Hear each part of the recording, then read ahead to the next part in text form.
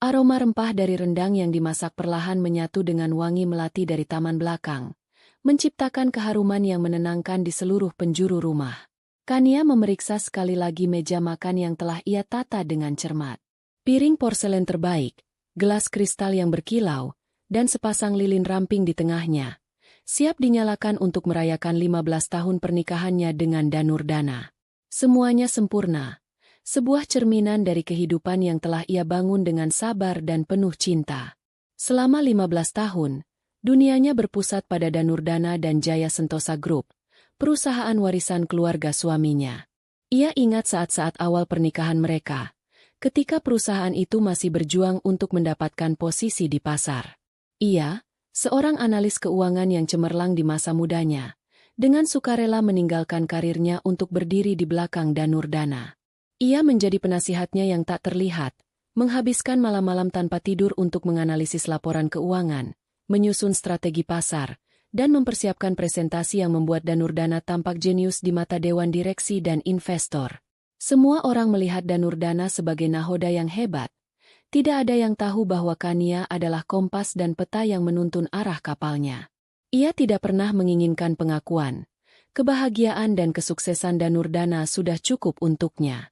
Suara deru mesin mobil yang familiar terdengar di halaman depan. Namun terdengar sedikit berbeda malam ini. Lebih berat. Lalu terdengar dua bantingan pintu mobil, bukan satu. Kening Kania berkerut tipis.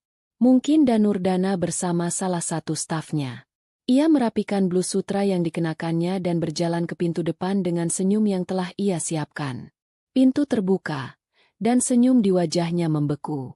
Di sana, berdiri Danurdana, gagah dalam setelan mahalnya. Namun raut wajahnya bukanlah raut suami yang pulang untuk merayakan hari jadi. Ada keangkuhan yang dingin di sana, sesuatu yang asing dan menusuk. Di sebelahnya, seorang wanita muda bergelayut manja di lengannya. Wanita itu, yang mungkin 10 tahun lebih muda dari Kania, mengenakan gaun merah menyala yang memeluk tubuhnya dengan ketat. Riasannya tebal, dan matanya menatap Kania dengan sorot menantang yang tidak disembunyikan. "Danu?" Suara Kania keluar lebih pelan dari yang ia maksudkan. Danurdana tidak menjawab pertanyaan yang tersirat di mata istrinya. Ia justru melangkah masuk, menarik wanita itu bersamanya, seolah-olah memperkenalkan sebuah piala kemenangan. "Kania, kenalkan. Ini Vania," ucapnya dengan nada datar, tanpa sedikit pun rasa bersalah. "Dia akan tinggal di sini bersama kita. Dia istri keduaku." Istri kedua. Dua kata itu menghantam Kania seperti gelombang tsunami, menyapu bersih semua udara dari paru-parunya, meruntuhkan dunia yang telah ia bangun bata demi bata selama 15 tahun. Suara dengung memenuhi telinganya, mengaburkan aroma rendang dan melati, meredam suara detak jam dinding di ruang tamu.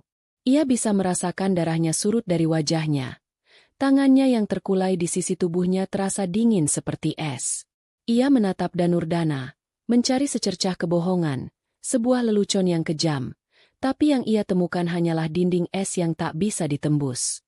Vania tersenyum tipis, senyum kemenangan yang terasa seperti tamparan. "Halo, Mbak Kania." Sapanya dengan suara manja yang dibuat-buat. Ia sengaja menekan kata, "Mbak", sebuah penegasan status yang halus namun menyakitkan. Sebelum Kania sempat memproses semuanya, sebuah mobil lain berhenti di belakang mobil Danurdana. Kedua mertuanya, Bapak Soeharjo dan Ibu Ratnasari, keluar dari mobil itu. Mereka berjalan masuk seolah kedatangan mereka sudah direncanakan. Mata Ibu Ratnasari yang tajam langsung tertuju pada Kania, bukan dengan tatapan simpati, melainkan tatapan evaluasi yang dingin. Bapak Soeharjo hanya berdeham, matanya melirik sekilas lalu membuang muka, seolah pemandangan ini tidak cukup penting untuk mendapatkan perhatian penuhnya. Tidak ada keterkejutan di wajah mereka. Ini bukan berita baru bagi mereka. Kania tiba-tiba merasa seperti orang asing di rumahnya sendiri. Seorang aktris dalam sebuah pertunjukan yang naskahnya tidak pernah ia baca. Mereka semua tahu. Mereka semua merencanakannya di belakangnya. Pengkhianatan itu terasa berlapis-lapis, bukan hanya dari suaminya, tapi dari seluruh keluarga yang selama ini ia layani dengan tulus. "Ayo, kita semua masuk," kata Ibu Ratnasari dengan nada memerintah, memecah keheningan yang menyesakkan. Ia menepuk lengan Fania dengan gerakan yang menunjukkan penerimaan. Fania, kamu pasti lelah. Ayo duduk dulu. Mereka semua melenggang melewatinya, menuju ruang keluarga, meninggalkan Kania yang masih mematung di ambang pintu. Ia bisa mendengar suara tawa kecil Fania, disusul oleh suara berat Danurdana yang menjelaskan sesuatu. Lilin di meja makan belum dinyalakan. Rendang yang ia masak dengan penuh cinta selama berjam-jam mulai mendingin di dapur. Malam perayaan itu telah berubah menjadi malam penghakiman, dan ia adalah satu-satunya terdakwa. Perlahan, Kania menutup pintu depan. Bunyi klik dari grendel pintu terdengar seperti bunyi sel penjara yang dikunci. Ia tidak mengikuti mereka ke ruang keluarga. Ia berjalan dengan langkah kaku menuju ruang makan yang kosong. Tangannya gemetar saat ia menyentuh kursi yang seharusnya diduduki Danurdana. Ia menatap pantulan dirinya di permukaan meja kayu yang mengkilap. Wanita di pantulan itu tampak pucat dan rapuh. Matanya kosong. Tetapi di balik kekosongan itu, di kedalaman pupil matanya, sesuatu yang lain mulai bergerak. Bukan kesedihan. Bukan air mata. Itu adalah sesuatu yang lebih dingin, lebih keras, dan jauh lebih berbahaya. Itu adalah benih dari sebuah perhitungan. Badai telah tiba dan menghancurkan segalanya. Tetapi Kania tahu, setelah badai reda, tanah yang porak-poranda adalah tempat yang paling subur untuk menanam benih-benih pembalasan. Keesokan paginya, matahari terbit seperti biasa. Namun sinarnya terasa dingin dan tajam saat menembus jendela kamar Kania. Ia tidak tidur semalaman. Ia hanya duduk di tepi ranjang, menatap kosong ke dinding, sementara pikirannya bekerja lebih keras dari sebelumnya. Suara tawa dan obrolan dari lantai bawah semalam suntuk menjadi musik latar dari pengkhianatannya. Sebuah simfoni kejam yang mengiringi kehancuran hatinya.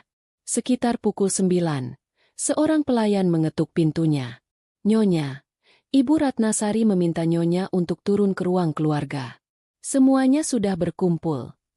Suara pelayan itu terdengar ragu, syarat dengan rasa kasihan yang tidak diinginkan Kania.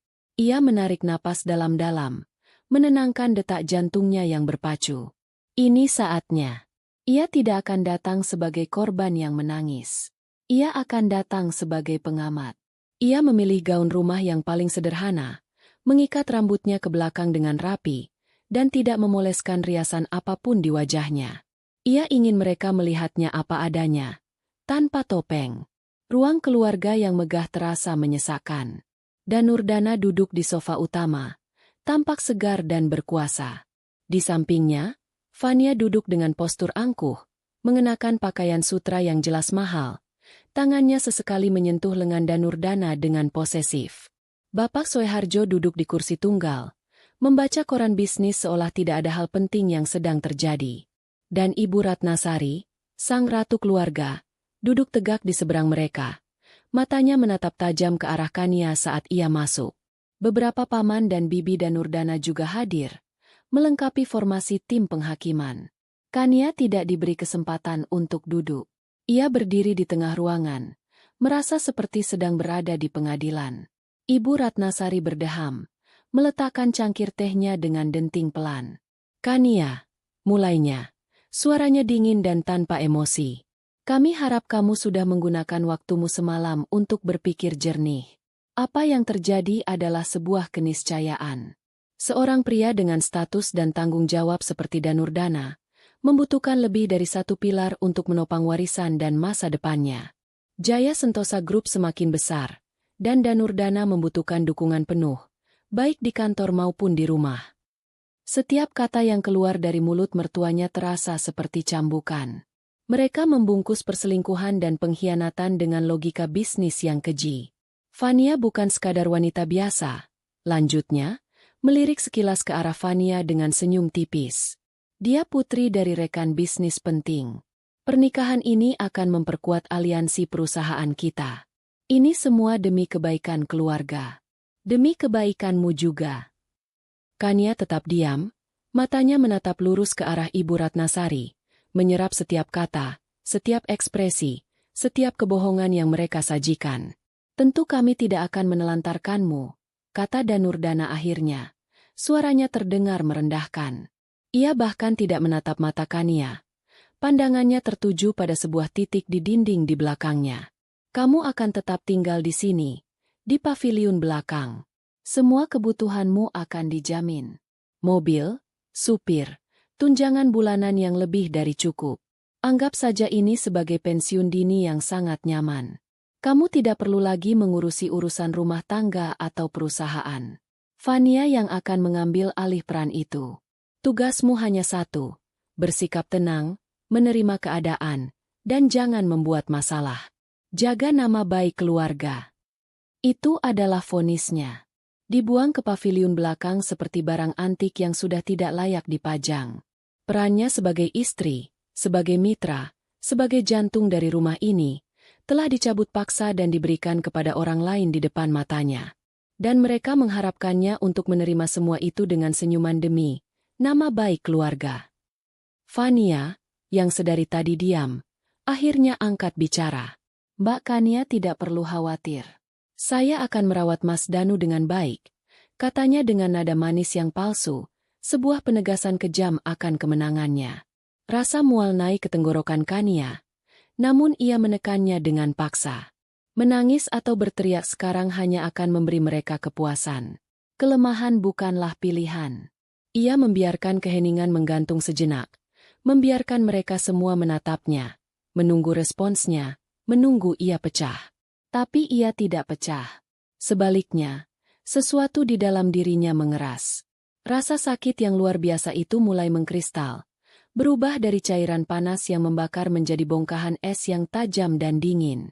Ia melihat mereka satu persatu. Danurdana, suaminya, seorang pengecut yang bersembunyi di balik kekuasaan keluarganya. Fania, seorang oportunis yang serakah. Ibu Ratnasari, seorang manipulator ulung yang rela mengorbankan siapapun demi status. Bapak Soeharjo, seorang patriark yang acuh tak acuh. Mereka bukan keluarga. Mereka adalah sekawanan serigala yang baru saja memutuskan untuk memakan salah satu dari mereka. Danurdana mendorong sebuah map tipis di atas meja kopi.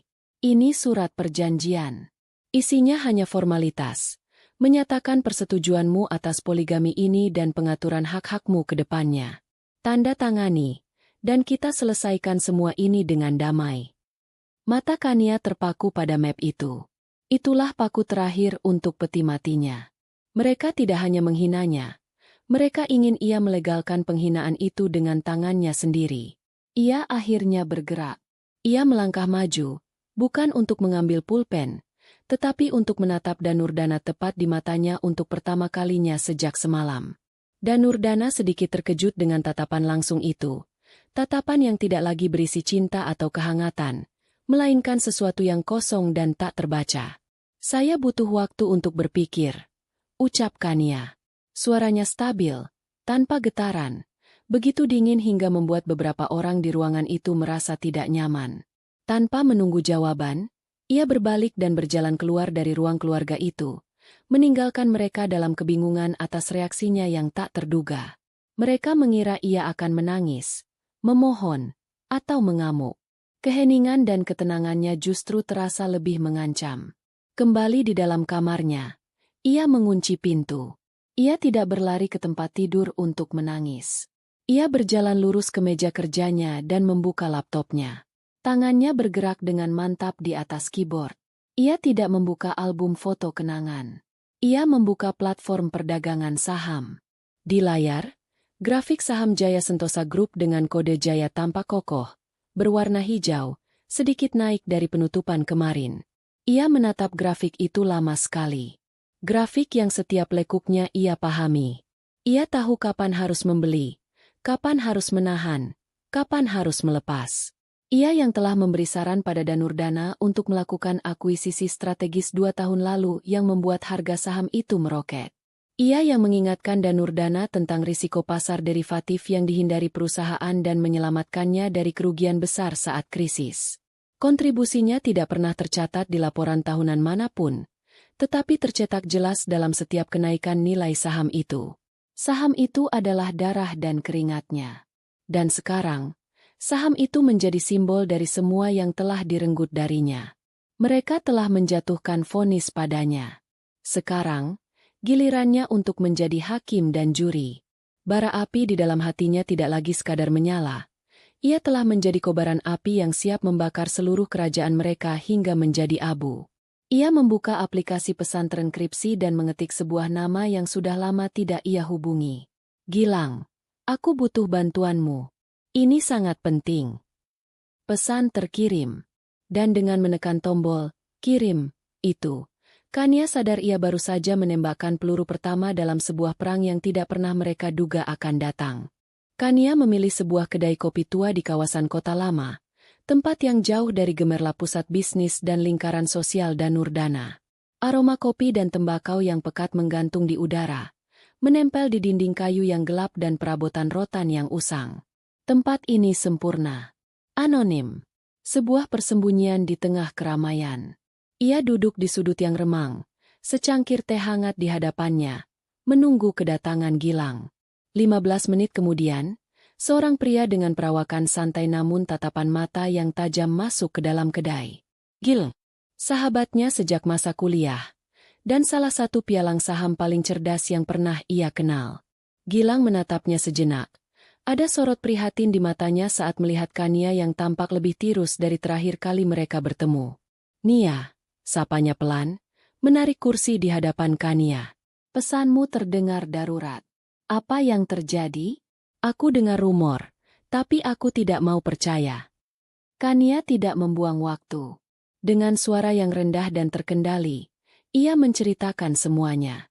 Ia menuturkan malam pengkhianatan itu, pertemuan keluarga yang terasa seperti pengadilan, dan vonis yang dijatuhkan padanya. Ia menceritakannya bukan dengan nada seorang korban yang meminta simpati, melainkan dengan ketenangan seorang jenderal yang memaparkan situasi di medan perang. Gilang mendengarkan tanpa menyela. Rahangnya mengeras, dan tinjunya terkepal di atas meja. Kemarahan terpancar jelas di wajahnya. Kemarahan atas nama sahabatnya. Brengsek, desisnya saat Kania selesai bercerita. Aku selalu tahu keluarga itu berhati dingin. Tapi ini di luar batas. Lalu, apa rencanamu? Kau akan menceraikannya?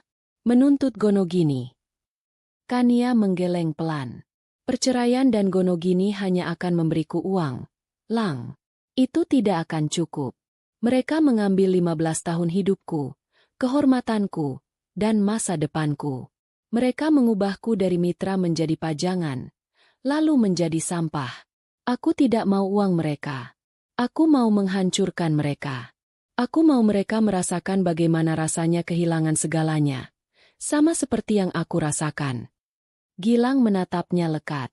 Ia melihat api yang menyala di balik mata Kania yang tenang. Ini bukan lagi Kania yang ia kenal.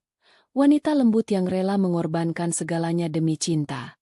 Ini adalah Kania yang asli.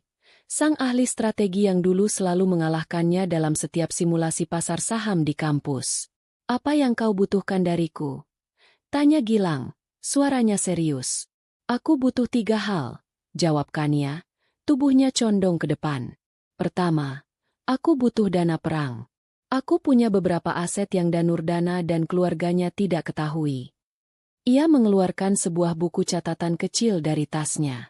Di dalamnya, tertulis daftar yang rapi. Ada sebidang tanah di luar kota, warisan dari neneknya yang sertifikatnya ia simpan sendiri. Ada portofolio saham kecil di beberapa perusahaan teknologi rintisan, hasil dari sisa uang sakunya yang ia investasikan secara cerdas bertahun-tahun lalu dan kini nilainya telah berlipat ganda. Ada beberapa lukisan dari seniman lokal yang ia koleksi, yang harganya kini melambung. Dan terakhir, semua perhiasan yang pernah diberikan Danurdana padanya. Gelang ini, kata Kania sambil menyentuh pergelangan tangannya. Dia memberikannya saat ulang tahun pernikahan kita yang ke-10. Katanya, ini simbol cinta abadi. Sekarang, ini adalah modal awalku. Ia menatap Gilang. Aku mau kau membantuku menjual semua ini. Secara diam-diam, bertahap, dan tidak meninggalkan jejak. Uangnya, kumpulkan di satu rekening luar negeri yang tidak bisa dilacak oleh mereka. Gilang mengangguk. Matanya menunjukkan kekaguman. Bisa diatur. Kedua. Informasi. Lanjut Kania. Aku tahu Dapur Jaya Sentosa Group lebih baik dari siapapun. Bahkan mungkin lebih baik dari Danurdana sendiri. Selama bertahun-tahun, aku yang menganalisis neraca keuangan mereka. Aku yang menunjukkan celah-celah dalam proposal proyek mereka. Tapi aksesku sekarang terbatas. Aku butuh kelemahan terbesar mereka. Satu titik rapuh yang jika ditekan, akan meruntuhkan seluruh struktur bangunan. Sebuah bom waktu. Itu berbahaya. Nia, bisa masuk ranah peretasan. Gilang memperingatkan. Aku tidak akan meretas, sahut Kania cepat. Aku yakin kelemahan itu ada di dokumen-dokumen publik atau berita-berita bisnis yang terlewatkan. Mereka terlalu sombong. Pasti ada jejak kecerobohan yang mereka tinggalkan. Aku akan mencarinya. Tapi aku butuh matamu juga. Kau punya akses ke terminal data yang lebih canggih. Bantu aku memantau setiap desas-desus, setiap anomali, sekecil apapun, yang berkaitan dengan Jaya Sentosa. Baik. Aku akan siapkan tim analis kecilku untuk memantaunya secara khusus. Janji Gilang. Dan yang ketiga. Eksekutor. Kata Kania. Matanya menatap tajam.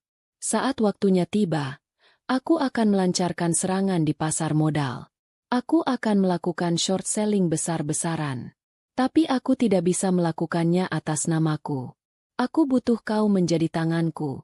Menjadi hantu di lantai bursa. Semua perintah akan datang dariku, tapi dunia hanya akan melihatmu atau perusahaan sekuritasmu yang bergerak. Gilang bersandar di kursinya, menarik napas panjang. Rencana ini gila, berisiko tinggi, dan bisa menghancurkan karirnya jika gagal. Tapi melihat sorot mata Kania, ia tahu wanita itu tidak akan mundur. Dan sejujurnya, ada bagian dari dirinya yang ingin sekali melihat keluarga Soeharjo yang angkuh itu bertekuk lutut. Aku ikut, kata Gilang akhirnya.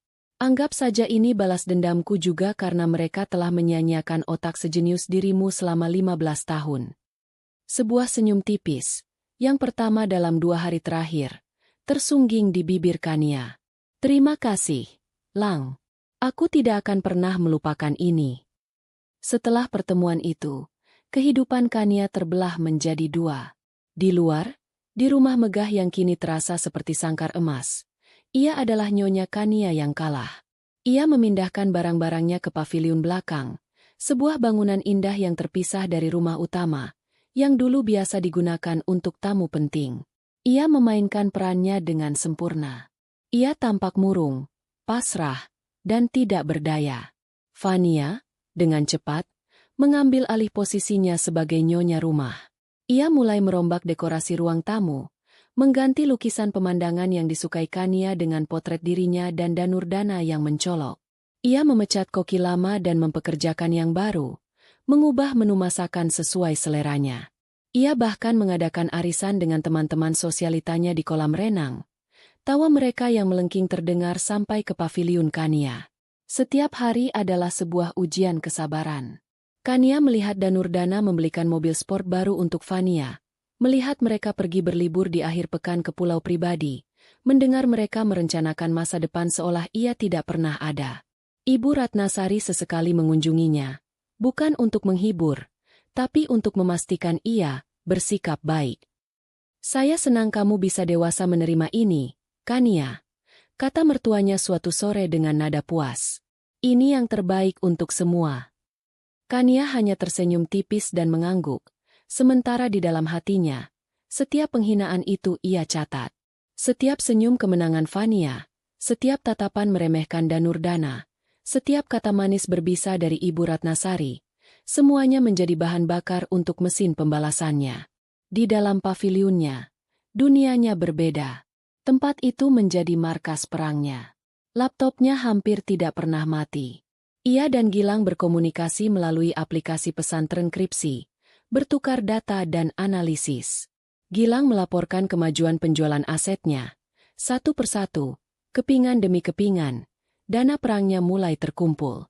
Sementara itu, Kania menghabiskan waktunya berjam-jam, kadang sampai subuh, untuk menyisir laporan tahunan Jaya Sentosa Group, berita pers, wawancara Danurdana di media, bahkan komentar-komentar para investor retail di forum saham. Ia sedang berburu. Ia tahu, di antara tumpukan angka dan klaim-klaim hebat itu, tersembunyi sebuah kebohongan. Dan ia akan menemukannya. Bidak caturnya mulai terkumpul, dan ia hanya tinggal menunggu waktu yang tepat untuk memulai permainan. 1 bulan berlalu. Di permukaan, segalanya tampak normal di kediaman Soeharjo. Danurdana dan Fania semakin sering tampil di publik sebagai pasangan ideal, sementara Kania semakin tenggelam dalam perannya sebagai istri pertama yang terasingkan dan dilupakan. Namun, di bawah permukaan yang tenang itu, arus bawah sedang bergerak dengan kekuatan yang tak terduga. Suatu malam, sebuah pesan masuk ke ponsel Kania. Pesan dari Gilang. Isinya singkat. Dana perang siap. Angka yang sangat bagus.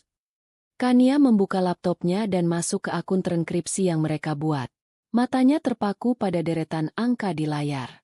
Jumlahnya jauh melebihi perkiraan awalnya. Ternyata, insting investasinya selama ini tidak tumpul. Tanah warisan neneknya ternyata masuk dalam rencana pengembangan jalan tol baru, membuat harganya melonjak. Saham-saham perusahaan rintisan yang ia beli bertahun-tahun lalu kini menjadi primadona di pasar. Bahkan koleksi perhiasannya, saat dinilai oleh ahli, ternyata memiliki nilai historis yang tinggi. Danurdana memberinya perhiasan mahal untuk membelenggunya dalam kemewahan. Ia tidak pernah menyangka perhiasan itu kini akan menjadi amunisi untuk menghancurkannya. Dengan dana sebesar itu, ia bukan lagi sekadar investor retail.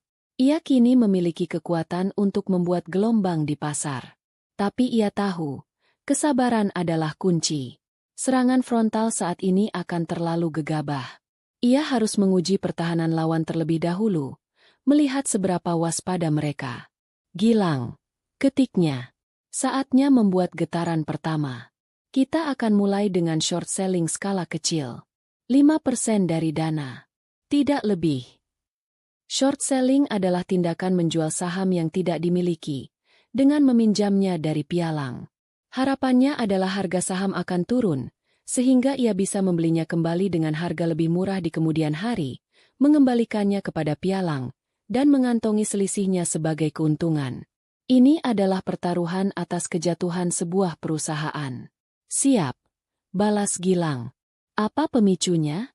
Kita butuh narasi, sekecil apapun, agar pergerakan ini terlihat alami. Kania sudah memikirkannya. Ia telah menemukan sebuah berita kecil di kolom bisnis sebuah media online yang tidak terlalu besar. Berita itu menyebutkan tentang aksi mogok kerja para buruh di salah satu pelabuhan di Vietnam. Kania tahu, salah satu pemasok utama bahan baku untuk divisi manufaktur Jaya Sentosa Group beroperasi melalui pelabuhan itu. Keterlambatan pasokan, meskipun hanya beberapa minggu, akan sedikit mengganggu jadwal produksi mereka. Ini adalah informasi publik, tetapi tidak ada yang menghubungkannya langsung dengan Jaya Sentosa. Kania kemudian membuat sebuah alamat surel palsu dengan nama generik. Dari sebuah warung internet di pinggir kota agar alamat IP-nya tidak terlacak. Ia menulis sebuah pesan singkat. Ia mengirimkannya ke seorang blogger keuangan yang dikenal suka membahas rumor-rumor pasar. Isinya, sumber internal saya menyebutkan Jaya Sentosa Group, Jaya, akan mengalami sedikit gangguan produksi kuartal ini. Ada masalah dengan rantai pasokan dari Vietnam. Mungkin akan ada revisi target pendapatan. Bukan masalah besar, tapi cukup untuk diperhatikan. Pesan itu sengaja dibuat terdengar seperti bocoran kecil, tidak dramatis, dan sangat masuk akal.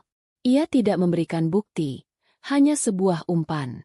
Blogger itu, yang selalu haus akan konten eksklusif, segera menelannya mentah-mentah. 1 jam kemudian, sebuah artikel muncul di blognya dengan judul, "Sinyal masalah di Jaya? Rumor gangguan pasokan dari Vietnam hantui target pendapatan." Seperti yang Kania duga, artikel itu mulai menyebar di kalangan komunitas investor retail. Tidak ada media besar yang mengangkatnya, tapi cukup untuk menimbulkan bisik-bisik dan keraguan. Keesokan paginya, saat pasar saham dibuka, Gilang, sesuai instruksi, mulai mengeksekusi perintah jual. Pada saat yang sama, Para investor retail yang membaca blog semalam mulai bereaksi. Beberapa dari mereka yang penakut memutuskan untuk menjual saham Jaya mereka untuk mengamankan keuntungan. Hasilnya persis seperti yang diharapkan Kania. Tidak ada kepanikan massal. Tidak ada longsor. Hanya sebuah penurunan yang stabil namun terasa. Pada penutupan pasar hari itu, harga saham Jaya turun hampir 2%. Di dunia pasar modal, penurunan sebesar itu dalam satu hari tanpa berita resmi yang signifikan sudah cukup untuk membuat beberapa alis terangkat. Di ruang rapat Jaya Sentosa Group yang mewah, suasana agak sedikit tegang. Layar besar di dinding menunjukkan grafik saham mereka yang berwarna merah. "Apa ini?" tanya Bapak Soeharjo dengan nada berat, menunjuk ke layar. Seorang direktur keuangan yang berkeringat dingin mencoba menjelaskan. "Hanya sentimen negatif pasar, Pak. Ada rumor tidak berdasar dari blogger kemarin tentang masalah pasokan. Kami sudah siapkan rilis pers untuk membantahnya." Danurdana mendengus. Tampak terganggu tapi tidak khawatir. "Blogger picisan. Sejak kapan kita peduli dengan mereka? Ini ulah spekulan kecil yang mencoba mencari untung. Biarkan saja. Fundamental kita kuat. Justru ini kesempatan bagus. Suruh tim kita untuk membeli kembali sebagian saham di harga rendah." Arogansi. Itulah yang Kania harapkan. Dan itulah yang ia dapatkan. Mereka melihat asap. Tapi mereka yakin tidak ada api. Mereka meremehkan sumber masalahnya, menganggapnya sebagai gangguan kecil yang tidak berarti. Mereka bahkan tidak berpikir untuk benar-benar memeriksa situasi di pelabuhan Vietnam itu, karena mereka terlalu yakin dengan kebesaran perusahaan mereka. Dari pavilionnya, Kania memantau semuanya lewat laptopnya. Ia melihat harga saham yang turun. Ia membaca artikel-artikel yang meremehkan rumor tersebut. Ia bahkan bisa mendengar suara tawa Danurdana dari rumah utama saat suaminya itu menelepon seseorang, mungkin rekan bisnisnya, dan menertawakan kepanikan para investor amatir. Sebuah senyum dingin terukir di wajah Kania. Getaran pertama telah berhasil. Ia telah mengetuk pintu benteng mereka, dan mereka tidak menyadarinya. Ia telah mengukur tingkat kewaspadaan mereka, dan hasilnya adalah 0. Mereka buta dan tuli oleh kesombongan mereka sendiri. Ia menutup laptopnya. Hari ini, ia mendapat keuntungan kecil dari posisi shortnya. Tapi bukan itu tujuannya. Keuntungan sesungguhnya adalah data. Ia kini tahu seberapa dalam musuhnya tertidur. Sekarang, ia bisa mulai mempersiapkan getaran berikutnya, yang akan sedikit lebih kuat, dan sedikit lebih dalam, perlahan-lahan meretakkan fondasi yang mereka anggap tak tergoyahkan. Permainan catur ini baru saja dimulai, dan ia baru saja menggerakkan pion pertamanya. Hari-hari Kania kini memiliki ritme yang monoton namun tajam.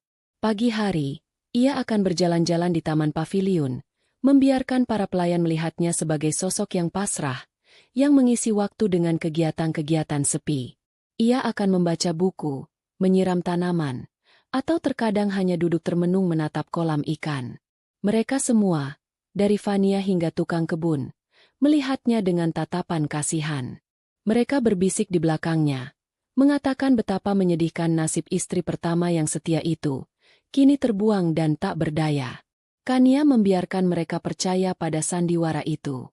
Ia justru menyuburkan narasi tersebut, karena dalam bayang-bayang statusnya sebagai wanita yang terlupakan, ia bisa bergerak tanpa dicurigai. Namun, saat malam tiba dan pavilionnya sunyi, Kania berubah menjadi sosok yang berbeda. Di bawah cahaya temaram dari lampu meja, matanya yang tadi tampak sayu kini bersinar tajam, memindai baris demi baris angka dan kalimat di layar laptopnya. Ia adalah seorang pemburu, dan hutan belantaranya adalah ribuan halaman laporan keuangan, rilis pers, dan arsip berita digital Jaya Sentosa Group. Getaran pertama yang ia ciptakan beberapa minggu lalu telah reda. Seperti dugaannya, Dewan Direksi Jaya Sentosa menanganinya dengan sebuah rilis pers singkat yang membantah rumor tersebut dan menegaskan kembali fundamental perusahaan yang kuat. Harga saham kembali stabil, bahkan sedikit merangkak naik. Kesombongan mereka telah terkonfirmasi. Kini, ia butuh sesuatu yang lebih dari sekadar rumor. Ia butuh sebuah bom, Sebuah fakta tak terbantahkan yang akan meledak di wajah mereka dan tidak bisa mereka bantah. Ia memulai perburuannya dari proyek terbesar yang sedang digembar-gemborkan Danurdana, sebuah kota mandiri bernama Nusantara Megah City. Proyek ini adalah mahkota permata bagi Danurdana, sebuah warisan yang ingin ia tinggalkan. Di setiap wawancara, ia selalu memuji proyek itu sebagai masa depan perusahaan, dengan proyeksi keuntungan yang fantastis. Kania tahu suaminya. Danurdana selalu ambisius, tapi kadang ambisinya mengalahkan logikanya. Ia mulai dari sana. Ia mengunduh semua proposal proyek, studi kelayakan, dan laporan keuangan yang berkaitan dengan Nusantara Megah City. Matanya yang terlatih segera menemukan sesuatu yang ganjil. Biaya pembebasan lahannya tampak terlalu efisien, terlalu murah untuk lokasi yang begitu strategis. Selain itu, laporan arus kas proyek di tahap awal terlihat sangat sehat, terlalu sehat untuk proyek skala raksasa yang seharusnya menyedot banyak modal di muka. Instingnya berteriak ada yang tidak beres. Ia mulai menggali lebih dalam, melacak kembali sejarah kepemilikan lahan-lahan tersebut melalui catatan publik di Badan Pertanahan Nasional yang bisa diakses secara online. Prosesnya lambat dan melelahkan. Ia harus menyambungkan satu persatu data dari puluhan sertifikat yang berbeda. Setelah hampir seminggu bekerja sampai larut malam, sebuah pola mulai muncul. Sebagian besar lahan itu, sebelum diakuisisi oleh Jaya Sentosa, ternyata dimiliki oleh sebuah perusahaan cangkang bernama PT Anugrah Lestari Propertindo. Nama itu tidak pernah muncul di laporan keuangan Jaya Sentosa. Kania memeriksa profil perusahaan itu. Direkturnya adalah orang yang tidak ia kenal, tetapi alamat kantornya terdaftar di sebuah gedung perkantoran kecil yang sama dengan salah satu firma hukum yang sering digunakan oleh Jaya Sentosa. Ini adalah jejak pertama. Ia kemudian teringat sesuatu. Beberapa tahun lalu, sebelum hubungannya dengan Danurdana mendingin, ia pernah membantunya mengatur sistem penyimpanan data di awan, cloud, untuk dokumen-dokumen penting. Danurdana, yang tidak terlalu paham teknologi, menggunakan alamat surel dan kata sandi yang disarankan Kania. Sebuah kombinasi nama ibu dan tanggal lahir Danurdana. Terlalu sederhana. Terlalu sombong untuk berpikir perlu menggantinya. Dengan jantung berdebar kencang, Kania mencoba masuk ke akun penyimpanan itu. Berhasil. Ia merasa seperti penyusup, tetapi perasaan bersalah itu segera tergantikan oleh fokus yang dingin. Di dalam sana, di antara folder-folder proposal dan presentasi, ia menemukan satu folder yang dinamai ALP. Inisial dari Anugrah Lestari Propertindo. Di dalamnya, hanya ada beberapa dokumen, tetapi dokumen-dokumen itulah yang ia cari. Ia menemukan akta pendirian PT Anugrah Lestari Propertindo. Direktur yang tertera di catatan publik ternyata hanyalah boneka. Pemilik saham sebenarnya, yang disembunyikan di balik perjanjian nomine, adalah salah satu orang kepercayaan Danurdana. Lebih jauh lagi, ia menemukan draft perjanjian pinjaman. PT Anugrah Lestari Propertindo telah mengambil pinjaman jangka pendek dengan bunga yang sangat tinggi dari sebuah lembaga keuangan asing yang tidak terlalu dikenal. Jumlahnya astronomis. Semua kepingan teka-teki itu kini menyatu dengan sempurna di benak Kania. Inilah rahasianya. Danurdana menggunakan PT Anugrah Lestari Propertindo sebagai kendaraan tujuan khusus atau Special Purpose Vehicle, SPV. Perusahaan cangkang ini yang menanggung semua utang raksasa untuk membiayai pembebasan lahan dan biaya awal proyek. Dengan begitu, utang tersebut tidak tercatat di neraca keuangan Jaya Sentosa Group. Di mata publik dan investor, Jaya Sentosa terlihat sehat secara finansial, dengan rasio utang terhadap ekuitas yang rendah. Sementara itu, proyek Nusantara Megah City bisa dilaporkan memiliki margin keuntungan yang tinggi karena biaya awalnya ditekan secara artifisial. Ini adalah penipuan akuntansi yang canggih. Sebuah bom waktu. Pinjaman itu akan jatuh tempo dalam 18 bulan. Jika arus kas dari penjualan unit properti Nusantara Megah City tidak mencapai target yang sangat ambisius, PT Anugrah Lestari Propertindo akan gagal bayar. Dan di dalam salah satu klausul perjanjian pinjaman itu, Kania menemukan pemicunya. Ada klausul cross default yang mengikat aset Jaya Sentosa Group sebagai jaminan sekunder. Artinya, jika perusahaan cangkang itu bangkrut, Para kreditur asing itu berhak menagih langsung ke Jaya Sentosa. Seluruh kerajaan Danurdana dibangun di atas kebohongan ini. Ia mempertaruhkan seluruh perusahaan hanya demi ambisi pribadinya untuk terlihat hebat. Tangan Kania gemetar saat ia mengunduh semua dokumen itu, menyalinnya ke beberapa kandar keras, hard drive, terenkripsi yang berbeda. Ia memiliki semuanya. Akta perusahaan, perjanjian nomine, dan yang paling penting, perjanjian utang dengan klausul jaminan yang mematikan itu. Ia memiliki bukti yang tak terbantahkan. Ia bersandar di kursinya. Napasnya terengah seolah baru saja menyelesaikan lari maraton. Kelelahan yang luar biasa melandanya. Tetapi di balik kelelahan itu, ada perasaan yang kuat dan menakutkan. Ini bukan lagi soal balas dendam pribadi. Ini soal keadilan. Danurdana dan keluarganya tidak hanya mengkhianatinya. Mereka telah menipu ribuan investor publik yang menaruh kepercayaan pada perusahaan mereka. Mereka telah membahayakan nasib ribuan karyawan yang bekerja untuk mereka. Ia menatap pantulan wajahnya di layar laptop yang gelap. Wanita di sana tampak lelah, tetapi matanya menyala dengan tujuan yang pasti. Bom waktu itu kini ada di tangannya. Ia hanya perlu memilih kapan dan di mana ia akan meledakkannya. Dan ia tahu persis kapan saat yang paling tepat, di tengah perayaan terbesar mereka. 1 bulan setelah penemuan itu, undangan yang paling ditunggu-tunggu di kalangan elit kota akhirnya tersebar. Acara peluncuran akbar proyek Nusantara Megah City.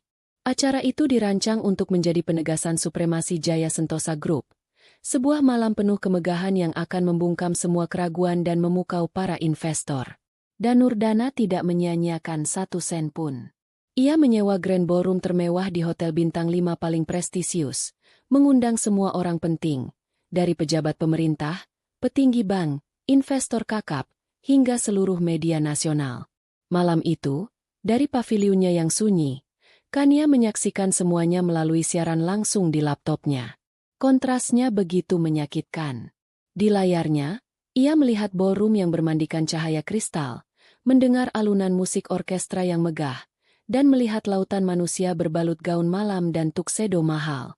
Di dunianya, yang ada hanya suara jangkrik dari taman dan cahaya biru dari layar laptop yang menimpa wajahnya. Di pusat perhatian, Danurdana tampak seperti seorang raja. Ia berdiri gagah, senyumnya penuh percaya diri, menyalami tamu-tamu penting dengan punggung yang tegap. Di sisinya, Fania bersinar. Ia mengenakan gaun perak bertabur berlian yang harganya mungkin setara dengan gaji seorang manajer selama setahun. Ia memainkan perannya sebagai Nyonya Danurdana Soeharjo dengan sempurna. Tawanya renyah, gerak-geriknya anggun, matanya memancarkan kemenangan. Mereka adalah pasangan emas. Simbol kekuasaan dan kesuksesan. Tidak ada yang tahu bahwa mereka sebenarnya sedang berpesta di atas sebuah kapal yang lambat laun mulai karam. Kania menonton dengan emosi yang aneh, sebuah ketenangan yang dingin. Ia melihat para bankir yang tersenyum, tidak tahu bahwa uang nasabah mereka dipertaruhkan dalam sebuah skema penuh risiko. Ia melihat para investor yang bertepuk tangan, tidak sadar bahwa laporan keuangan yang mereka baca adalah sebuah ilusi. Ia melihat para pejabat pemerintah yang memberikan kata sambutan, memuji visi Danurdana, tanpa menyadari bahwa mereka sedang melegitimasi sebuah penipuan. Puncak acara malam itu adalah pidato Danurdana. Ia naik ke atas panggung yang megah, dengan layar LED raksasa di belakangnya yang menampilkan visualisasi 3 dimensi dari kota impian Nusantara Megah City. Nusantara Megah City bukan hanya sebuah proyek. Suara Danurdana menggema di ballroom, terdengar mantap dan penuh karisma. Ini adalah sebuah janji. Janji akan masa depan. Janji akan kemajuan. Kami tidak hanya membangun gedung, kami membangun peradaban. Dengan fundamental perusahaan yang kokoh dan dukungan penuh dari para mitra kami, saya jamin, proyek ini akan memberikan keuntungan yang belum pernah terjadi sebelumnya bagi para pemegang saham kami. Kania mendengus pelan. Fundamental yang kokoh. Kebohongan yang diulang-ulang hingga terdengar seperti kebenaran. Setiap kata yang keluar dari mulut Danurdana adalah bensin yang menyiram api di dalam hatinya. Ia tahu persis fundamental macam apa yang menopang janji itu. Sebuah gunung utang tersembunyi yang siap meledak. Saat Danurdana berbicara tentang integritas dan transparansi, Kania membuka sebuah folder di komputernya. Di dalamnya, ia telah menyiapkan segalanya. Ia menyusun bukti-bukti yang ia temukan menjadi sebuah ringkasan eksekutif yang padat dan mudah dimengerti, lengkap dengan diagram alur yang menunjukkan hubungan antara Jaya Sentosa, perusahaan cangkang PT Anugrah Lestari Propertindo, dan lembaga pemberi pinjaman asing itu. Ia menyorot klausul-klausul paling memberatkan dalam perjanjian utang. Ia membuat sebuah paket digital yang begitu rapi dan meyakinkan. Bahkan orang awam pun bisa mengerti inti penipuannya. Ia juga telah menulis beberapa versi surel anonim. Satu untuk beberapa jurnalis investigasi keuangan paling tajam di negeri ini. Satu lagi untuk Badan Pengawas Pasar Modal. Dan satu lagi untuk disebar di beberapa forum investor online yang paling berpengaruh. Setiap surel disesuaikan bahasanya agar sesuai dengan audiensnya. Di layarnya, Danurdana mengakhiri pidatonya dengan tepuk tangan yang membahana. Ia mengajak Fania naik ke panggung. Mereka mengangkat gelas sampanye tinggi-tinggi. Untuk masa depan. Untuk Jaya Sentosa. Serunya, yang disambut sorak-sorai seluruh ruangan. Konfeti emas dan perak meledak dari langit-langit. Menghujani mereka dalam kilauan palsu. Di tengah perayaan kemenangan mereka, Kania membuka kalendernya. Besok, Jumat. Hari terakhir perdagangan saham sebelum akhir pekan. Hari yang sempurna untuk menciptakan kepanikan maksimal. Ia mengirimkan pesan terakhir kepada Gilang. Besok, jam 8.45 pagi, kirim semua surel. Jam 9:01, saat pasar beraksi, eksekusi short sale dengan seluruh dana kita. Jangan ragu sedikit pun. Balasan Gilang datang seketika. Perintah diterima. Jenderal. Semoga berhasil. Kania mematikan siaran langsung itu tepat saat Danurdana dan Fania berciuman di atas panggung, diiringi tepuk tangan meriah. Ia tidak sanggup lagi melihatnya. Ia tidak perlu melihatnya. Citra kemenangan mereka sudah terpatri di benaknya, dan itu akan menjadi pemandangan terakhir yang ia ingat sebelum ia meruntuhkan semuanya. Ia berjalan ke jendela, menatap rumah utama yang lampunya masih menyala terang. Dari mana dentuman musik pesta masih samar-samar terdengar. Mereka sedang menari, minum, dan tertawa, merayakan sebuah kebohongan. Mereka tidak tahu bahwa algojo mereka sedang mengasah pedangnya di seberang taman. Pesta di atas kapal karam itu akan segera berakhir. Dan besok pagi, saat fajar menyingsing, Kania yang akan memainkan musik pengiring untuk tenggelamnya kapal mereka. Jumat pagi. Fajar baru saja memecah kegelapan, namun Kania sudah terjaga selama berjam-jam. Tidak ada sisa kantuk di matanya. Yang ada hanyalah energi yang dingin dan terfokus. Semalam, saat pesta di hotel mencapai puncaknya, ia sudah menyelesaikan semua persiapannya. Kini, di hadapannya di atas meja, 3 kandar keras terenkripsi berjejer rapi seperti prajurit yang menunggu perintah. Di layar laptopnya, sebuah jam digital menghitung mundur dengan presisi tanpa ampun. Pukul 7 pagi, ia melakukan pemeriksaan terakhir. Semua paket data sudah siap, daftar alamat surel sudah divalidasi, dan jalur komunikasi dengan Gilang aman dan terenkripsi. Ia mengirim satu kata pada Gilang. Status. Balasan datang dalam hitungan detik. Sistem siap. Seluruh dana sudah di posisi. Menunggu komandomu. Jenderal. Kania menarik napas dalam-dalam. Tidak ada keraguan. Tidak ada penyesalan. 15 tahun kesabaran yang disalahgunakan. 15 tahun pengabdian yang dibalas pengkhianatan. Semuanya telah mengerucut pada beberapa jam ke depan. Pukul 8 pagi. Kehidupan di rumah utama mulai menggeliat. Kania, dari jendela pavilionnya, melihat mobil sport baru Fania keluar dari garasi. Fania mungkin akan pergi ke salon atau butik, menghabiskan uang yang sebentar lagi tidak akan ada artinya. Tak lama kemudian, mobil Danurdana menyusul. Ia melihat suaminya sekilas. Danurdana tampak sedikit lelah karena pesta semalam, tetapi raut wajahnya penuh kemenangan. Ia berbicara di telepon sambil tertawa, mungkin sedang menerima ucapan selamat atas kesuksesan acara peluncuran akbar itu. Ia masuk ke dalam mobilnya tanpa sekalipun menoleh ke arah paviliun. Bagi Danurdana, Kania sudah tidak ada. Ironisnya, hari ini, Kania adalah satu-satunya hal yang paling nyata yang akan menghantam hidupnya. Pukul 8:45. 15 menit sebelum bel pembukaan pasar saham berbunyi. Inilah waktunya. Sekarang, ketik Kania pada Gilang. Di sebuah kantor minimalis di belahan kota lain, Gilang menekan tombol Enter. Dalam sekejap, sebuah badai digital dilepaskan. Surel-surel anonim melesat ke kotak masuk para jurnalis investigasi paling ditakuti di negeri ini, ke meja virtual para pejabat di otoritas jasa keuangan, dan ke admin forum-forum investor yang paling ramai. Paket data berisi bukti penipuan itu, yang begitu rapi disusun oleh Kania, kini berada di tangan orang-orang yang paling mampu menciptakan kekacauan. Di sebuah ruang redaksi media keuangan online terkemuka, seorang editor yang sedang menyeruput kopi paginya tiba-tiba tersedak. Surel dengan subjek, bom waktu di neraca keuangan Jaya Sentosa Group. Itu awalnya ia kira spam. Tetapi saat ia membuka lampirannya dan melihat salinan perjanjian utang dengan nama PT Anugrah Lestari Propertindo, matanya membelalak. Ia memanggil kepala editornya. Suaranya terdengar tegang. "Pak, Anda harus lihat ini." Sekarang juga, dalam hitungan menit, seluruh ruang redaksi menjadi riuh. Ini bukan sekadar berita. Ini adalah tsunami. Di forum investor online, sebuah unggahan anonim muncul. Isinya adalah ringkasan dari skandal itu, ditulis dengan bahasa yang mudah dipahami oleh investor retail, lengkap dengan beberapa cuplikan dokumen sebagai bukti. Unggahan itu meledak. Dalam 5 menit, sudah ada ratusan komentar. Panik, tidak percaya, marah.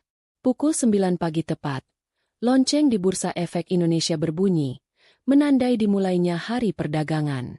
Saham Jaya dengan kode Jaya dibuka dengan sedikit tekanan jual, turun sepersekian persen. Ini adalah reaksi awal dari para pedagang profesional yang dengan cepat menangkap desas-desus di forum. Pukul 9:01. Kania mengetik lagi. Jatuhkan palunya. Gilang, yang sudah siap di depan terminal perdagangannya, mengeksekusi perintah itu. Ia melepas order jual raksasa, menggunakan seluruh dana perang Kania untuk melakukan short selling. Itu adalah sebuah gelombang pasang penawaran jual yang menghantam pasar dalam satu waktu. Sistem komputer di Bursa Efek langsung mencatatnya sebagai anomali. Para pialang di lantai bursa menatap layar mereka dengan bingung. Siapa yang melepas saham Jaya dalam jumlah sebesar ini di awal perdagangan? Gelombang itu bertemu dengan kepanikan yang mulai membesar dari para investor retail. Lalu, pukul 9:15, pertahanan mereka jebol. Media keuangan online pertama akhirnya merilis berita utama mereka, berpacu dengan waktu untuk menjadi yang pertama. Skandal besar. Jaya Sentosa Group diduga sembunyikan utang triliunan rupiah lewat perusahaan cangkang. Judul itu seperti suara tembakan di tengah keramaian. Berita itu menyebar seperti virus melalui grup-grup WhatsApp, media sosial, dan portal berita lainnya. Artikel itu menyertakan salinan dokumen yang dikirim Kania. Bukti itu nyata, tak terbantahkan. Itulah pemicunya. Kepanikan berubah menjadi histeria massal. Semua orang ingin keluar. Semua orang ingin menjual saham Jaya mereka sebelum harganya menjadi nol. Para manajer investasi di perusahaan-perusahaan sekuritas besar, yang tadinya masih menunggu konfirmasi, kini tidak mau mengambil risiko. Perintah, jual berapapun harganya, dikeluarkan. Layar perdagangan untuk saham Jaya berubah menjadi air terjun berwarna merah. Harga saham itu longsor. Turun 5%. 10%, 15%. Setiap detik, nilainya menguap jutaan dolar. Para investor kecil yang membeli saham itu dengan uang hasil jerih payah mereka hanya bisa menatap ngeri saat nilai investasi mereka hancur lebur di depan mata. Di pavilionnya, Kania menatap layar laptopnya dengan tatapan kosong. Ia tidak merasakan kemenangan. Ia tidak merasakan kegembiraan. Yang ia rasakan hanyalah kehampaan yang dingin. Setiap angka merah yang berkedip di layar adalah gema dari rasa sakitnya selama ini. Setiap persen penurunan adalah 1 ons keadilan yang ia timbang sendiri. Ia melihat grafik saham yang menukik tajam, Sebuah visualisasi sempurna dari sebuah kerajaan yang sedang runtuh. Serangan fajar yang ia lancarkan telah berhasil mengenai jantung pertahanan musuh, dan kini, pendarahannya tidak akan bisa dihentikan. Danurdana tiba di kantornya di puncak gedung Jaya Sentosa Tower sekitar pukul 9:30 pagi. Ia berjalan melewati lobi dengan langkah angkuh, membalas sapaan para karyawannya dengan anggukan singkat. Sisa euforia dari pesta semalam masih terasa. Beberapa mitra bisnis sudah mengiriminya karangan bunga ucapan selamat. Hari ini terasa seperti awal dari sebuah era baru yang gemilang. Saat masuk ke dalam ruangannya yang luas dengan pemandangan kota 360 derajat, sekretarisnya menyambut dengan wajah pucat. "Pak, Direktur Keuangan ingin bertemu. Sangat mendesak." "Suruh dia tunggu. Aku mau kopi dulu," jawab Danurdana enteng, sambil melonggarkan dasinya. Ia melirik monitor besar di dinding ruangannya yang menampilkan pergerakan saham. Ia melihat kode Jaya berwarna merah dengan tanda panah ke bawah, menunjukkan penurunan sekitar 8%. Ia mendengus. Investor retail panikan seperti biasa. Beli saat ada rumor, jual saat ada rumor. Belum sempat ia duduk, pintu ruangannya terbuka dengan kasar. Direktur keuangannya, Pak Wisnu, seorang pria parubaya yang biasanya tenang, menerobos masuk dengan napas terengah-engah dan tablet di tangan. "Danu, ini bukan rumor. Kita dalam masalah besar." "Tenang, Wisnu. Ada apa?" tanya Danurdana, masih dengan nada meremehkan. Wisnu tidak menjawab. Ia hanya menyodorkan tablet itu ke depan wajah Danurdana. Di layarnya, terpampang berita utama dari portal berita keuangan itu. Dan di bawahnya, sebuah gambar yang membuat darah Danurdana serasa berhenti mengalir. Salinan halaman pertama dari perjanjian utang antara PT Anugrah Lestari Propertindo dengan kreditur asing. "Dokumennya. Dari mana mereka dapat ini?" desis Danurdana. Suaranya bergetar. Rasa hangat dari euforia semalam langsung menguap, digantikan oleh rasa dingin yang menusuk tulang. "Saya tidak tahu. Ini ada di mana-mana. Forum, media, semua orang membicarakannya," seru Wisnu, panik. "Harga saham kita longsor. Sudah turun 20%. Danurdana merebut tablet itu. Ia membaca artikel itu dengan cepat. Matanya melompat dari satu kalimat ke kalimat lainnya. Semuanya ada di sana. Skema perusahaan cangkang, utang tersembunyi, klausul cross default. Rahasianya yang paling gelap kini telanjang di depan seluruh dunia. Hoax. Ini pasti ulah pesaing kita. Siapkan bantahan. Bilang pada media ini semua fitnah. Teriaknya, mencoba mengendalikan situasi yang sudah jelas di luar kendali. Tetapi bantahan tidak ada gunanya saat bukti sudah tersebar. Telepon di mejanya berdering tanpa henti. Panggilan dari para investor besar, dari bankir, dari anggota dewan direksi lainnya. Di luar ruangannya, ia bisa mendengar suasana kantor yang tadinya tenang kini berubah menjadi riuh dan panik. Ia berlari ke ruang dewan, tempat ayahnya, Bapak Soeharjo, dan beberapa direksi lain sudah berkumpul dengan wajah kelabu. Di layar raksasa di depan mereka, grafik saham Jaya terus menukik tanpa ampun. 30%, 40%. Bursa Efek akhirnya memberlakukan suspensi perdagangan sementara karena penurunan yang tidak wajar. Tapi itu hanya jeda sesaat sebelum eksekusi berlanjut. "Apa yang sudah kamu lakukan, Danurdana?" bentak Bapak Soeharjo. Wajahnya memerah karena marah dan malu. "Utang dari mana ini? Kenapa tidak ada di pembukuan?" "Ini strategi, Pak, untuk membuat neraca kita terlihat bagus," balas Danurdana, suaranya naik. "Semua akan baik-baik saja setelah proyeknya berjalan." "Strategi bodoh," timpal pamannya. "Kamu mempertaruhkan perusahaan yang dibangun kakekmu hanya untuk pamer." Tak lama kemudian, Ibu Ratnasari masuk ke ruangan. Wanita yang biasanya selalu tampil anggun dan terkendali itu kini tampak kacau. Rambutnya sedikit berantakan, dan wajahnya pucat pasi. "Pihak bank menelepon," katanya dengan suara gemetar, sesuatu yang belum pernah didengar Danurdana sebelumnya. "Mereka melakukan marine call." "Marine call? Panggilan Marin. 3 kata itu adalah lonceng kematian. Sebagian besar kekayaan pribadi keluarga Soeharjo adalah dalam bentuk saham Jaya Sentosa. Saham-saham itu tidak hanya mereka simpan, tetapi juga mereka gunakan sebagai jaminan untuk mendapatkan pinjaman-pinjaman pribadi, untuk membeli properti mewah, mobil, kapal pesiar. Sekarang, nilai jaminan itu telah anjlok lebih dari separuh. Bank menuntut mereka untuk segera menyetor dana tunai dalam jumlah masif untuk menutupi selisihnya. Jika tidak, bank akan menjual paksa sisa saham mereka di pasar. Kita tidak punya uang tunai sebanyak itu, bisik Bapak Soeharjo. Suaranya terdengar kalah. Penjualan paksa akan menciptakan gelombang jual yang lebih besar lagi, menekan harga saham hingga mendekati nol. Itu adalah sebuah spiral kematian finansial. Mereka terjebak. Di tengah kekacauan itu, saat mereka saling berteriak dan menyalahkan, tidak seorang pun dari mereka yang berpikir tentang Kania.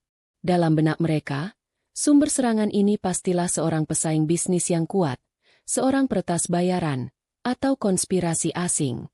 Mereka tidak pernah bisa membayangkan bahwa arsitek dari kehancuran total mereka adalah wanita pendiam yang mereka buang ke paviliun belakang. Saat suspensi perdagangan dicabut 1 jam kemudian, pembantaian berlanjut.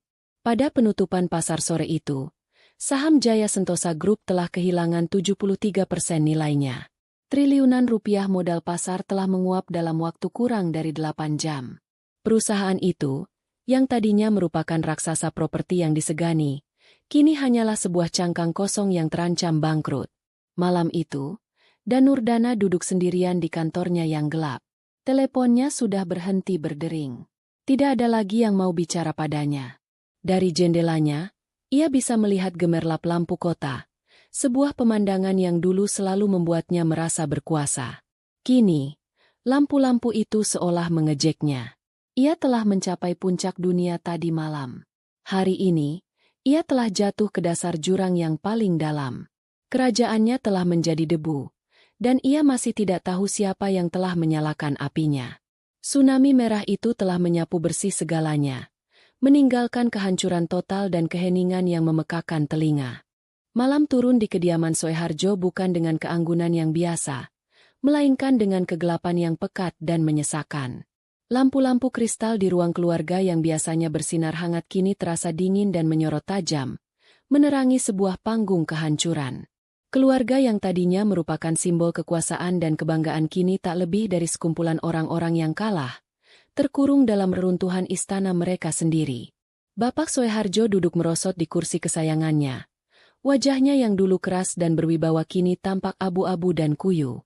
Ia memegangi dadanya. Napasnya terdengar berat. Di sampingnya, seorang dokter pribadi baru saja selesai menyuntikkan obat penenang. Ibu Ratnasari, sang matriark yang tak tergoyahkan, kini hanyalah seorang wanita tua yang rapuh. Ia mondar-mandir di ruangan dengan tatapan kosong, sesekali meremas tangannya sendiri, gumamannya tak terdengar jelas. Para paman dan bibi Danurdana duduk terpaku di sofa. Wajah mereka mencerminkan campuran antara ketakutan dan kemarahan yang tak tersalurkan. Fania, sang istri baru yang glamor, tidak lagi menunjukkan kemenangannya. Riasannya luntur oleh air mata. Gaun sutranya kusut. Ia menjerit histeris pada Danurdana. Suaranya melengking dan penuh tuduhan. Apa artinya ini semua, Danu? Kartu kreditku ditolak.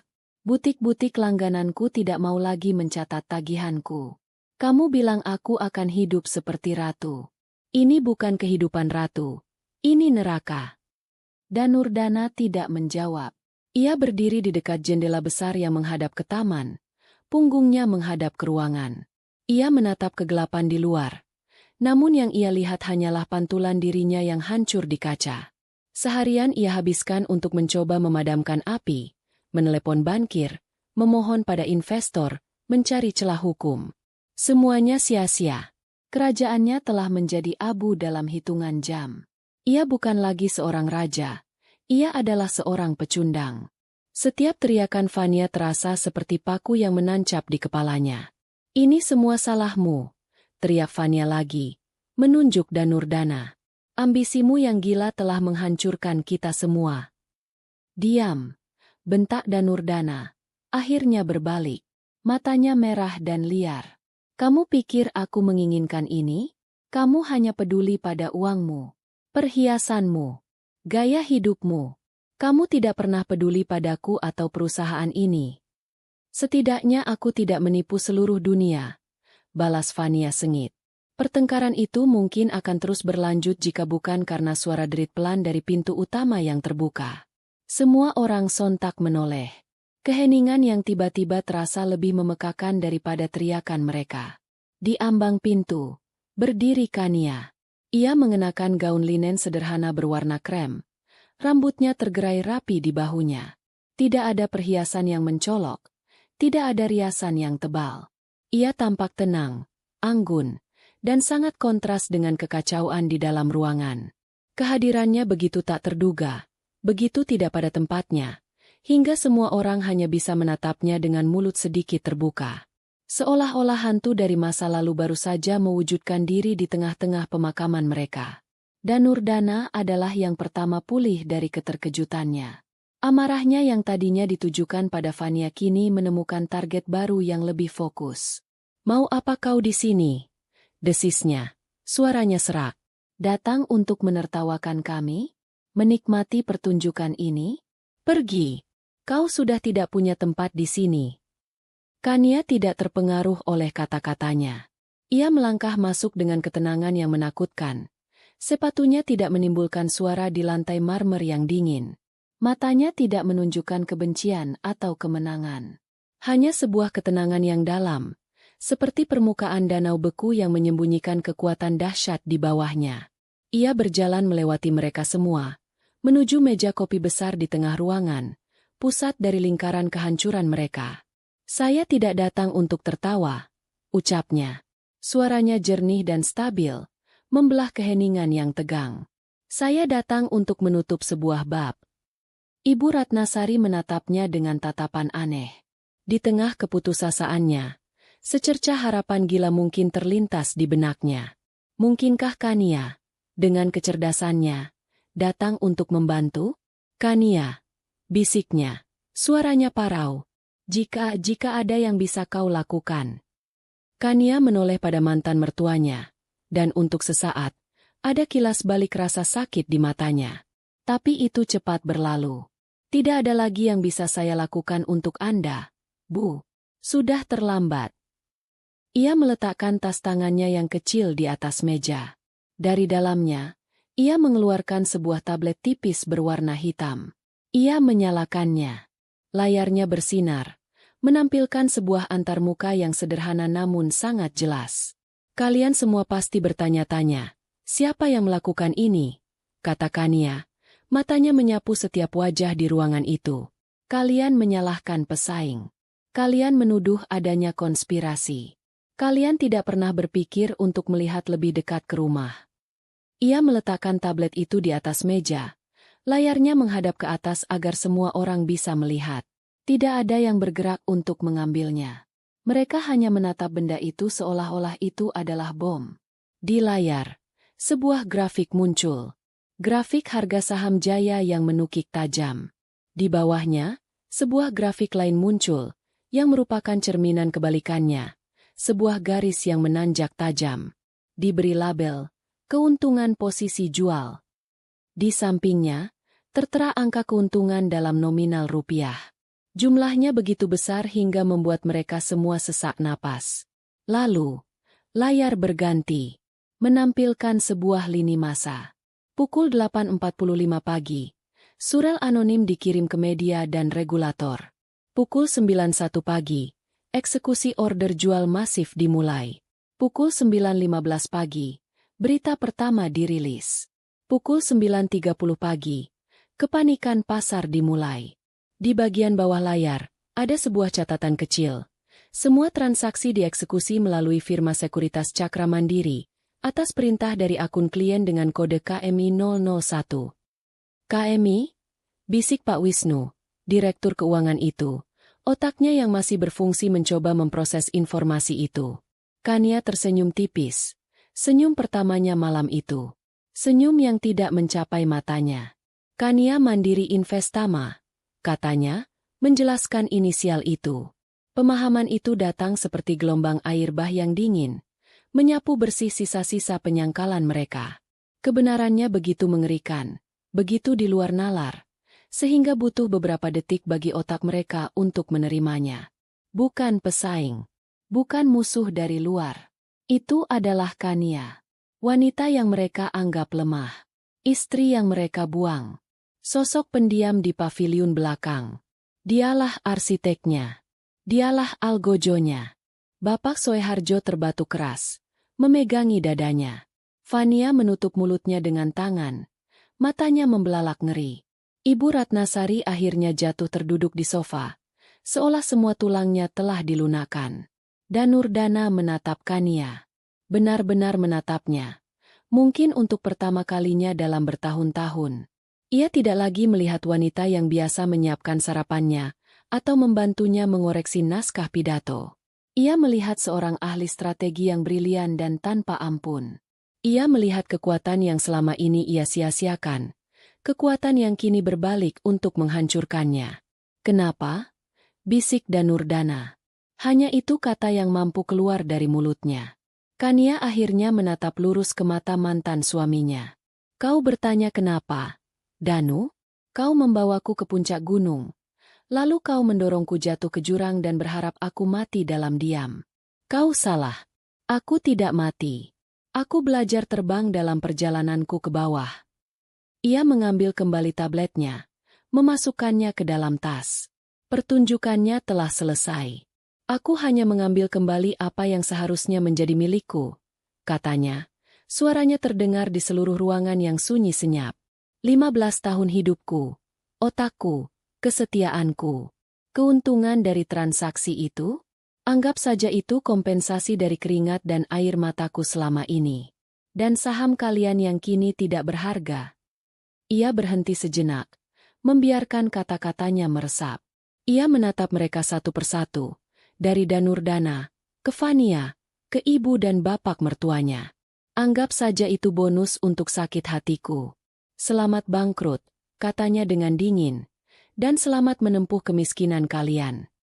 Dengan kata-kata itu, ia berbalik. Ia berjalan keluar dari ruangan itu, keluar dari rumah itu, keluar dari kehidupan mereka untuk selamanya. Ia tidak menoleh ke belakang. Ia tidak perlu. Ia bisa merasakan tatapan ngeri dan kebencian mereka menusuk punggungnya. Ia bisa mendengar suara isak tangis Fania yang pecah, dan suara erangan Bapak Soeharjo. Tapi semua itu kini hanyalah gema dari dunia yang telah ia tinggalkan. Saat ia melangkah keluar melewati pintu utama dan merasakan udara malam yang sejuk di wajahnya, ia tahu ini bukan akhir. Ini adalah awal. 6 bulan berlalu. Musim telah berganti, dan begitu pula nasib banyak orang. Bagi keluarga Soeharjo, 6 bulan itu adalah perjalanan panjang menuruni jurang tanpa dasar. Berita kebangkrutan Jaya Sentosa Group menjadi santapan media selama berminggu-minggu. Diikuti oleh berita penyitaan aset. Menshan megah tempat Kania pernah menghabiskan 15 tahun hidupnya kini kosong. Gerbangnya disegel dengan pita kuning dari bank. Mobil-mobil mewah mereka dilelang satu persatu. Dan Nurdana menghadapi tuntutan hukum berlapis dari otoritas jasa keuangan dan gugatan perwakilan kelompok, class action, dari para investor yang merugi. Wajahnya yang dulu sering menghiasi sampul majalah bisnis kini lebih sering muncul di berita kriminal. Ditangkap kamera saat keluar dari ruang pemeriksaan dengan wajah lelah dan jenggot yang tak terurus. Fania, yang menikahi seorang raja, tidak siap menjadi istri seorang pesakitan. Ia menceraikan Dan Nurdana dengan proses yang singkat dan pahit, lalu menghilang dari peredaran. Kabarnya kembali ke kota asalnya dengan membawa sisa-sisa perhiasan yang berhasil ia selamatkan. Bapak Soeharjo tidak pernah benar-benar pulih dari guncangan malam itu. Serangan jantung ringan yang dideritanya meninggalkan bekas permanen pada kesehatannya. Ia dan Ibu Ratnasari kini tinggal di sebuah rumah kontrakan kecil di pinggiran kota. Sebuah rumah yang ukurannya bahkan tidak lebih besar dari dapur di kediaman lama mereka. Keangkuhan mereka telah luntur, digantikan oleh kepahitan dan penyesalan yang tak berujung. Mereka kehilangan segalanya, kekayaan, status, dan kehormatan. Mereka hidup dalam kemiskinan yang pernah mereka ancamkan pada Kania. Sementara dunia keluarga Soeharjo runtuh, dunia Kania justru terbangun. Di jantung distrik bisnis yang ramai, di salah satu gedung pencakar langit terbaru, sebuah plakat perak berkilauan terpasang di depan pintu kaca sebuah kantor di lantai penthouse. Cakra Mandiri Investama. Di dalamnya, suasananya sibuk namun tenang. Tidak ada kepanikan atau kesombongan. Hanya ada profesionalisme yang tajam. Kania berdiri di depan jendela kantornya yang terbentang dari lantai ke langit-langit, menatap pemandangan kota yang terhampar di bawahnya. Ia mengenakan blus sutra sederhana dan celana panjang. Penampilannya memancarkan kepercayaan diri yang tenang. Di kejauhan, ia bisa melihat puncak Jaya Sentosa Tower. Gedung itu kini memiliki logo perusahaan lain di atasnya. Melihatnya tidak lagi memicu rasa sakit atau kemenangan. Hanya perasaan netral, seperti melihat monumen dari perang yang telah lama usai. Laporan kuartalan untuk startup energi surya itu sudah di mejamu. Nia, suara Gilang terdengar dari interkom. Terima kasih, Lang. Aku akan memeriksanya. Jawab Kania. Gilang, sahabat setianya, kini menjadi mitranya di Cakra Mandiri Investama. Setelah kesuksesan perdagangan abad ini, reputasi mereka sebagai ahli strategi pasar yang brilian meroket. Namun, Kania memilih jalan yang berbeda. Ia tidak tertarik menjadi pemain spekulatif yang kejam. Ia mengubah Cakra Mandiri menjadi firma investasi butik yang berfokus pada perusahaan-perusahaan rintisan yang memiliki dampak sosial dan lingkungan yang positif. Ia membangun, bukan menghancurkan. Uang yang ia peroleh dari kejatuhan Jaya Sentosa ia kelola dengan bijak. Sebagian besar menjadi modal inti perusahaannya. Namun, sebagian lainnya ia salurkan ke tempat lain. Ia diam-diam mendirikan sebuah yayasan. Yayasan Fajar Harapan. Yayasan itu memberikan beasiswa penuh bagi perempuan-perempuan muda berprestasi yang ingin berkarir di bidang keuangan, bidang yang dulu pernah ia tinggalkan. Yayasan itu juga memberikan dana bantuan dan pendampingan hukum bagi para perempuan korban kekerasan dalam rumah tangga, membantu mereka untuk bisa berdiri di kaki mereka sendiri. Tidak ada yang tahu ia adalah pendirinya. Ia tidak butuh pengakuan. Ia hanya ingin memastikan tidak ada lagi Kania lain di luar sana yang terpaksa mematikan mimpinya. Pintu kantornya diketuk pelan. Seorang analis muda masuk. Maaf mengganggu, Bu Kania. Proposal investasi dari perusahaan agroteknologi itu sudah siap untuk ditinjau. Baik, terima kasih. Letakkan saja di sana, kata Kania sambil tersenyum. Panggilan, Bu Kania, dari para stafnya yang mengaguminya terasa begitu berbeda dari panggilan, Nyonya Danurdana, yang dulu membelenggunya. Yang satu adalah tanda hormat atas pencapaiannya sendiri, yang lain adalah label kepemilikan. Setelah stafnya keluar, Kania berjalan ke balkon kantornya yang kecil. Angin pagi meniup rambutnya dengan lembut. Di tangannya, ada secangkir kopi hitam, pahit dan kuat, persis seperti yang ia suka. Ia menyesapnya perlahan, merasakan kehangatannya mengalir di tubuhnya. Matahari pagi mulai naik, menyinari gedung-gedung di hadapannya dengan cahaya keemasan. Fajar baru. Ia memikirkan perjalanannya. Rasa sakit, pengkhianatan, kemarahan, dan akhirnya, pembebasan. Balas dendamnya memang terasa manis pada awalnya, tetapi ia sadar bahwa itu bukanlah tujuan akhirnya. Itu hanyalah sebuah proses yang harus ia lalui untuk menghancurkan penjaranya. Kebahagiaan sejatinya bukanlah saat melihat musuh-musuhnya jatuh, melainkan saat ia menyadari bahwa ia kini memiliki kekuatan untuk membangun dunianya sendiri, sesuai dengan aturannya sendiri. Ia tidak lagi hidup dalam bayang-bayang siapapun. Ia bukan korban, bukan pahlawan, bukan pula penjahat. Ia hanyalah Kania, seorang wanita yang telah melalui badai dan menemukan kedamaian di sisi lain cakrawala. Ia menghirup udara pagi dalam-dalam, merasakan kebebasan di setiap tarikan napasnya. Dan untuk pertama kalinya setelah waktu yang sangat lama, ia tersenyum. Sebuah senyum yang tulus, yang datang dari lubuk hatinya yang telah pulih. Ia telah menemukan kembali dirinya, dan masa depan terbentang cerah di hadapannya. 5 tahun kemudian, waktu, seperti air, terus mengalir, mengikis bebatuan yang keras dan menumbuhkan kehidupan baru di tempat-tempat yang tak terduga. Gema dari badai yang pernah meruntuhkan Jaya Sentosa Group telah lama memudar dari tajuk utama berita. Kini hanya menjadi sebuah studi kasus yang diajarkan di kelas-kelas bisnis tentang bahaya kesombongan dan kerapuhan utang tersembunyi. Di sebuah aula universitas yang megah, Kania duduk di barisan depan, bukan sebagai pembicara, melainkan sebagai tamu kehormatan yang anonim. Di atas panggung, seorang wanita muda yang penuh percaya diri sedang memberikan pidato kelulusannya sebagai lulusan terbaik Fakultas Ekonomi. Namanya Dewi, dan ia adalah salah satu penerima beasiswa angkatan pertama dari Yayasan Fajar Harapan. Saya tidak akan berdiri di sini hari ini jika bukan karena kesempatan kedua, kata Dewi. Suaranya bergetar karena emosi. Kesempatan yang diberikan oleh orang-orang yang percaya bahwa latar belakang bukanlah penentu masa depan. Kepada pendiri yayasan, yang saya tidak pernah tahu siapa namanya, saya hanya ingin mengucapkan terima kasih. Anda tidak hanya memberi saya dana, Anda memberi saya sayap. Kania tersenyum tipis, matanya sedikit berkaca-kaca. Inilah kekayaan yang sesungguhnya. Bukan angka yang tertera di rekening bank, melainkan dampak yang ia ciptakan, kehidupan yang ia sentuh. Cakra Mandiri Investama telah tumbuh menjadi firma yang sangat dihormati, terkenal karena investasinya yang etis dan visinya yang jauh ke depan. Mereka tidak pernah menjadi yang terbesar, dan Kania tidak pernah menginginkannya.